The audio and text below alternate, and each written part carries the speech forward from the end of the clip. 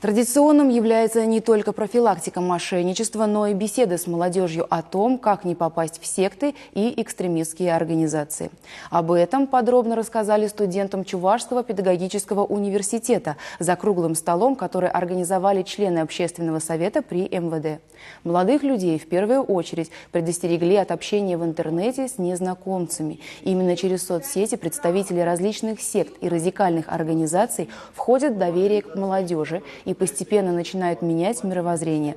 Там задействованы профессиональные психологи, и люди порой сами не замечают, что их обрабатывают. Сергей Федоров, руководитель Центра помощи пострадавших от деятельности сект, объяснил присутствующим, что угодить в секту очень просто, но выбраться оттуда тяжело. Часто такие организации скрываются под маской тренингов личностного роста.